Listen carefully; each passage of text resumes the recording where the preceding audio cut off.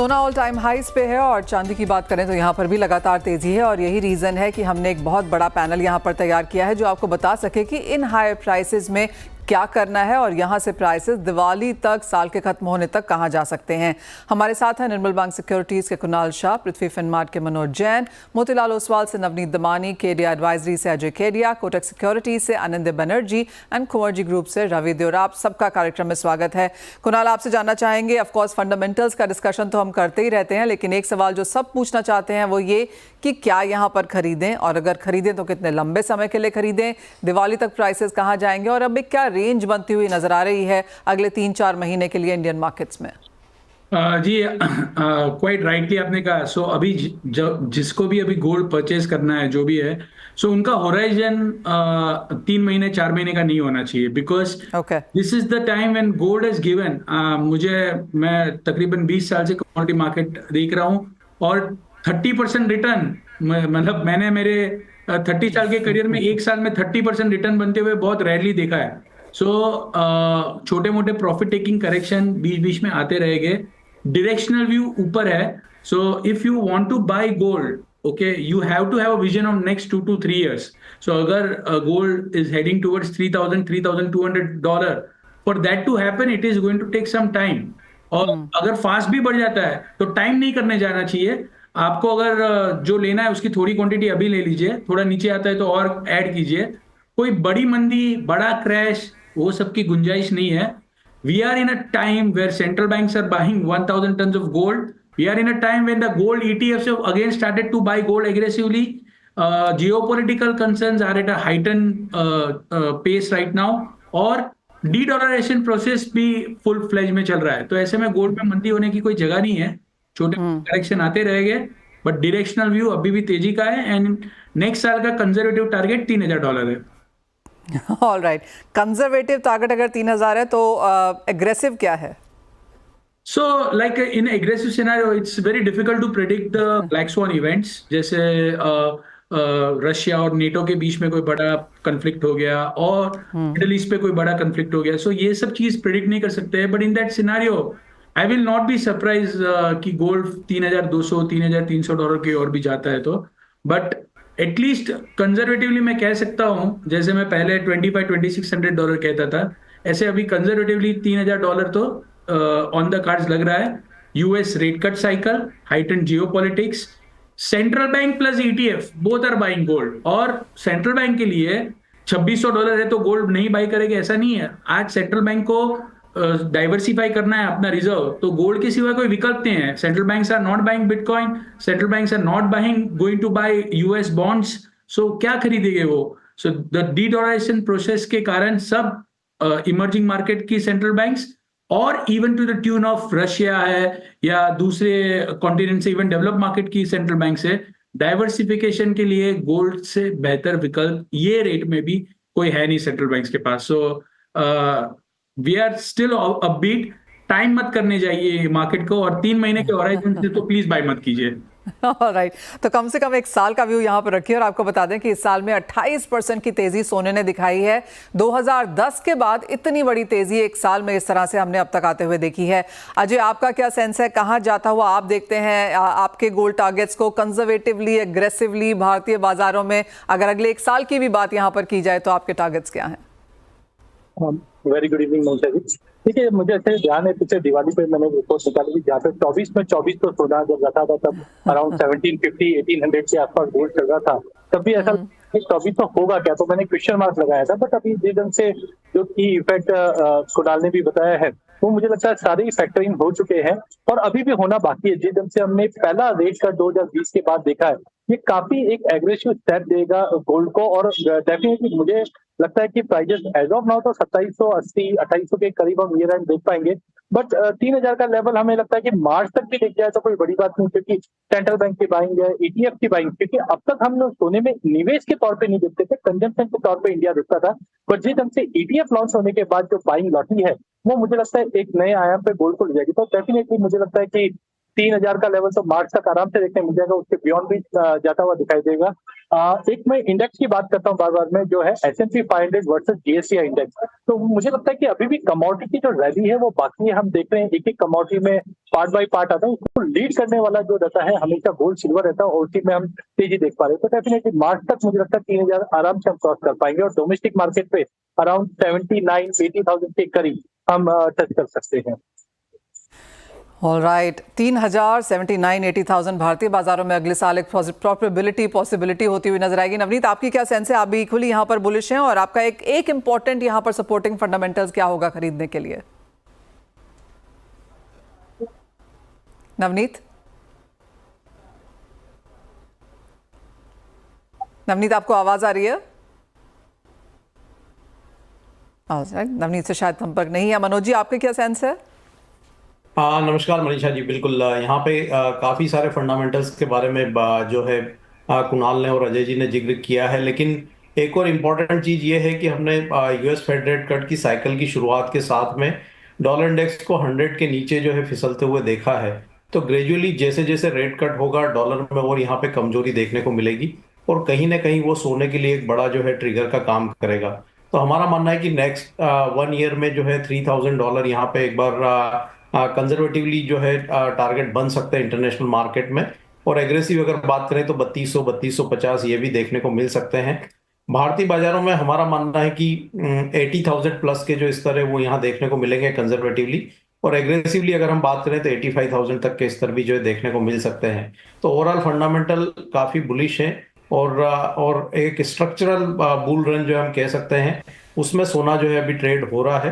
तो ये तेजी यहाँ पे आगे और भी सस्टेनेबल रहने वाली है, और अच्छी बढ़त की संभावनाएं यहाँ से भी नजर आती है। ऑलराइट, तो एक तरफा व्यू है यहाँ पर कि यहाँ से तेजी बनी रहनी चाहिए, यानी कि आपको शॉर्ट करके यहाँ पर बिल्कुल काम नहीं करना है।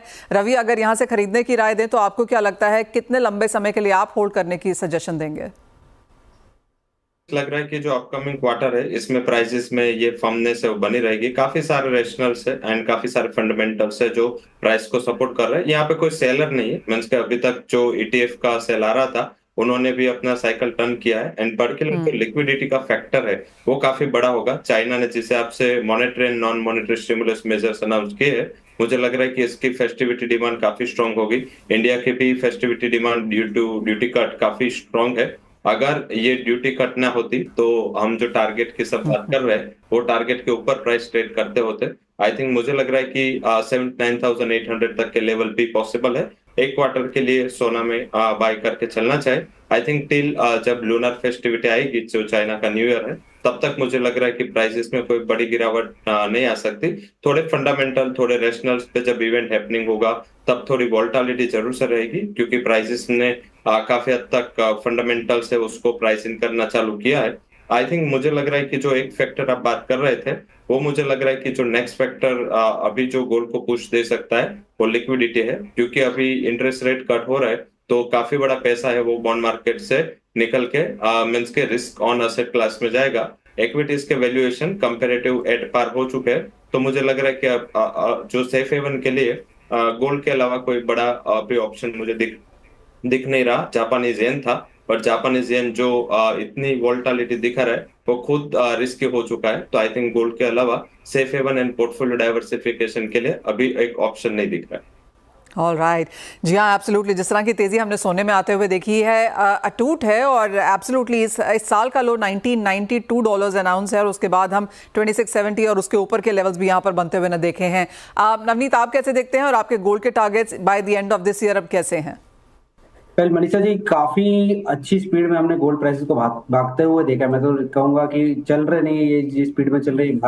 एंड आई थिंक जो एक्सुबरेंस है या जो वोलेटिलिटी है ये काफी इम्पैक्ट करने वाली है बचे हुए इस अगले 4 महीने में 3 महीने में। तो मुझे लगता है कि यहाँ पर इन्वेस्टर्स अगर लॉन्ग टर्म के हिसाब से नहीं आ रहे तो उनको वापस रीअसेस करना चाहिए कि उनको गोल्ड में इन्वेस्ट करना है, बिकॉज करीब 30-32% का रिटर्न एक साल में कोई मामूली बात नहीं है गोल्ड जैसे एसेट क्लास को देना। आने वाले अगले 2 साल में तेजी रहेगी, डेफिनेटली कंटिन्यू रह सकती है। 3,000, 3100, 3200 जो भी टारगेट डिस्कस किया जा रहा है पॉसिबली हो सकता है, बट इस साल में यहाँ से सस्टेन्ड अपसाइड देखना थोड़ा सा क्वेश्चनेबल हो सकता है। तो अगले 2-3 महीने में मैं थोड़ा सा कॉशियस आउटलुक रखना चाहूंगा, तो एक रिट्रेसमेंट का वेट करना चाहूंगा।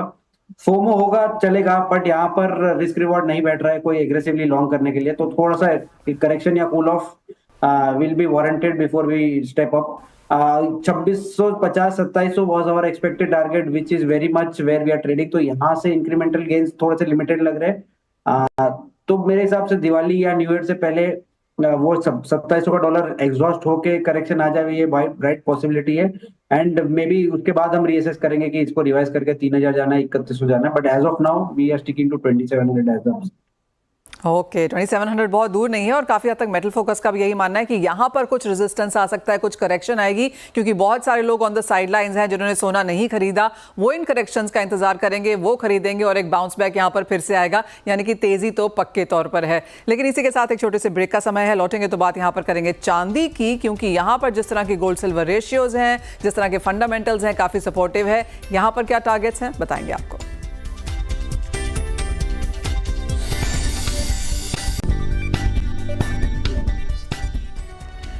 सोने में ऑल टाइम हाइज हैं और आगे लगातार बने रह सकते हैं। चांदी अपने ऑल टाइम हाई से काफ़ी नीचे है, लेकिन जिस तरह का पुश थ्रस्ट इस बार इंटरेस्ट यहाँ पर चांदी में आया है वो भी काबिल तारीफ है। पिछले 12 महीने की बात की जाए तो करीबन 32 से 35% की तेज़ी चांदी में भी देखने को मिले है।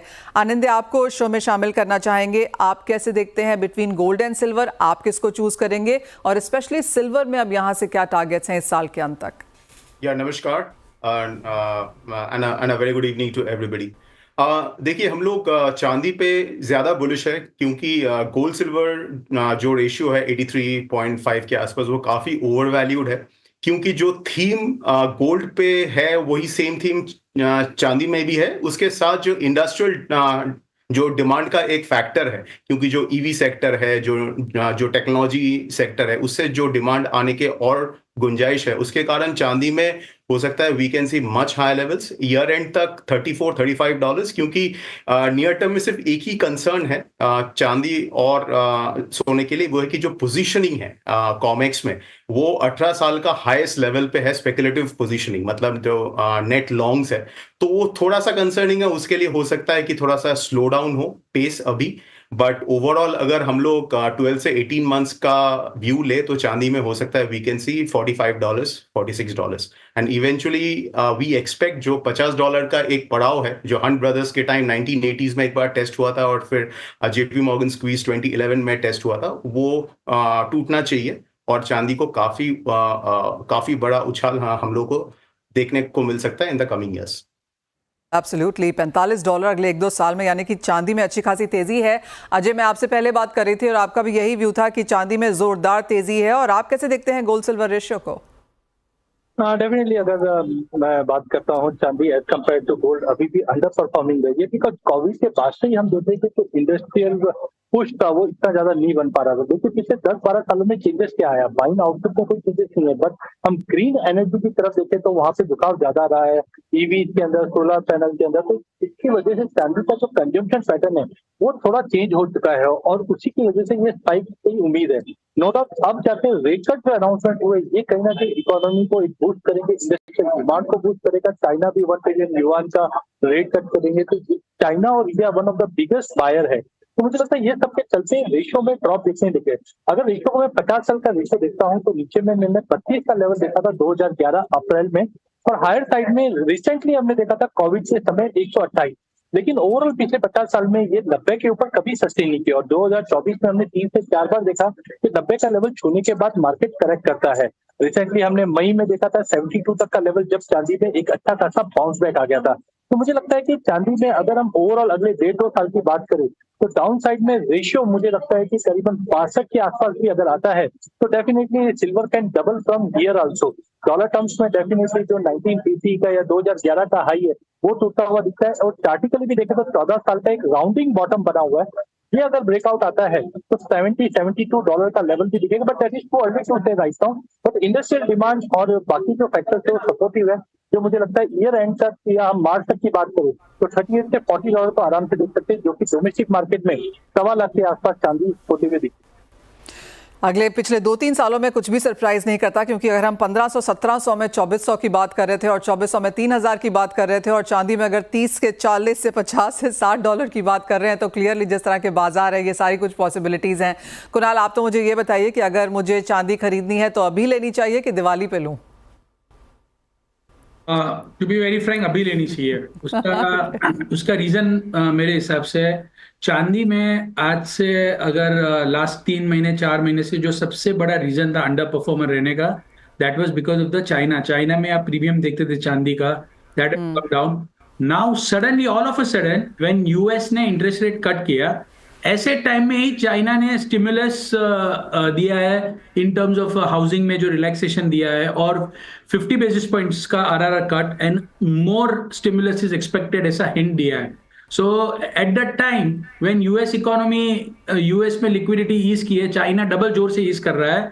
So this is very much like a electric warfare rather than a actual warfare. So inflation US को नीचे चाहिए, और now again commodity will start going up because of the China thing. So ऐसे में silver as compare to gold is under performer.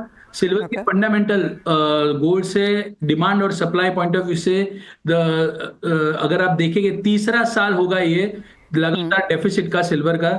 So commodity में shortage का कोई भाव नहीं होता है, और that is the scene with silver. सबको लग रहा है कि आज सिल्वर 9% ड्यूटी जो इंडिया में हमने कट होते हुए देखा, so silver is already trading as per that parity around 97,000 98,000 अगर ड्यूटी कट नहीं होती थी तो।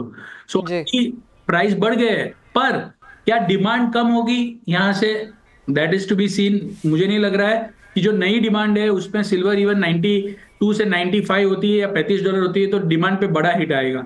अगर ये $40-45 हो जाती है तो थोड़ा बहुत इम्पैक्ट आ सकता है, but of now silver still looks better.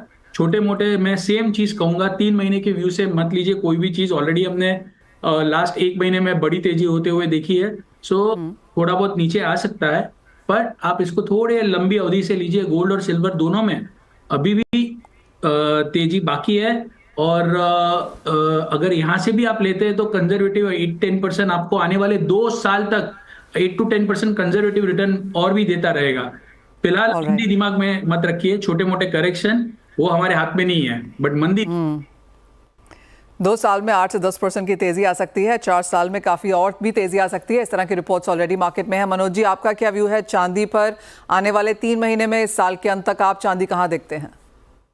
इस साल के अंत तक की अगर बात करें मनीषा जी, तो यहाँ 97-98,000 तक के स्तर जो है ये साल के आखिर तक देखने को मिल सकते हैं।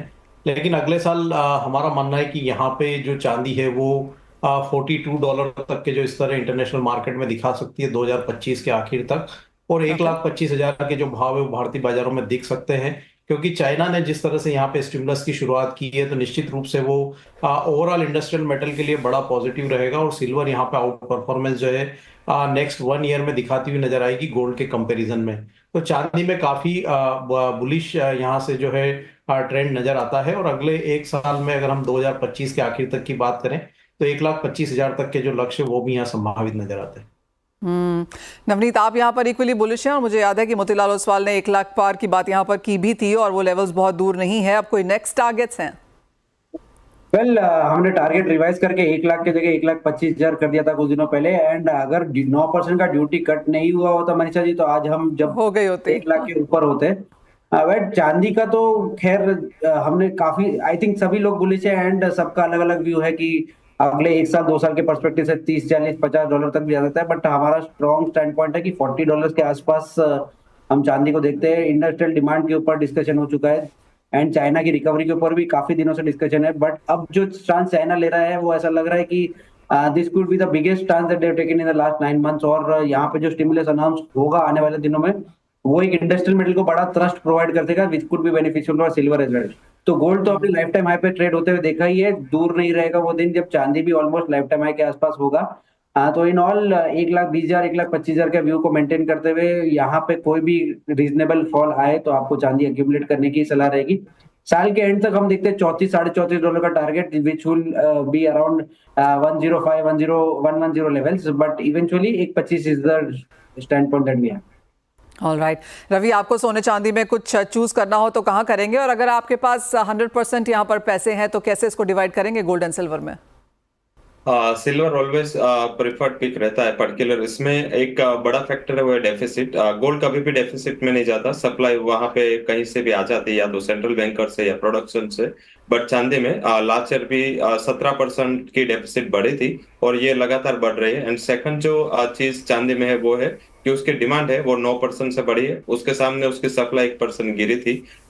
एडिशनली फैक्टर है चाइना का जो डेटा है, चाइना के अगर ट्रेड डेटा देखे आप, लगातार चाइना का ट्रेड में दूसरे इंपोर्ट में वोलेटिलिटी है, हालांकि उसके सिल्वर इंपोर्ट लगातार पॉजिटिव रहे। तो मुझे लग रहा है कि वो एक फैक्टर भी है। चाइना ने अच्छा स्टिमुलस भी अनाउंस किया है, आगे जाके वो इंडस्ट्रियल एक्टिविटीज को बूस्ट देने में कारगर साबित हो सकता है, क्योंकि 2020 के बाद ये जो monetary plus non monetary stimulus है सबसे बड़ा है। तो मुझे लग रहा है कि ये सिल्वर को शॉर्ट टर्म में बूस्ट करेगा। मुझे लग रहा है कि सिल्वर प्रेफर करना चाहिए पोर्टफोलियो में। अभी मैं मींस के 60% सिल्वर 40% गोल्ड, ऐसे पोर्टफोलियो का कॉम्बिनेशन एक क्वार्टर के लिए वर्कआउट कर सकता है। लेवल स्पेसिफिक मुझे लग रहा है 99,200 ये क्वार्टर में, और ओवरऑल 1,10,000 तक के लेवल आपको 2 क्वार्टर मींस के जून 2025 के पहले दिखने को मिल सकते हैं। ऑलराइट, इस पूरे डिस्कशन से मुझे 2 ही चीज़ें समझ में आ रही हैं कि चांदी $40 तक जा सकती है आने वाले साल 2 साल में, और जहां तक सोने की बात है वो 3,000 आपको यहां पर जल्दी दिखा सकता है। और लॉन्ग टर्म व्यू लेके चलिए, सोने और चांदी दोनों में यहां पर निवेश करिए, और ये समय सबसे बेहतरीन है खरीदने के लिए। इंतजार ना करें, क्योंकि आगे जाकर प्राइसेस और भी यहां पर चढ़ सकते हैं। आप सभी का बहुत शुक्रिया हमारे साथ आज यहां पर CNBC आवाज़ पर जुड़ने के लिए, अपने सेंस देने के लिए, अपनी स्ट्रैटेजीज हमारे दर्शकों से शेयर करने के लिए, स्पेशली फेस्टिवल सीजन के चलते यहां पर उनकी मदद भी करने के लिए। वल इसी के साथ एक ब्रेक का समय है, जब लौटेंगे तो लेकर आएंगे आवाज़ समाचार।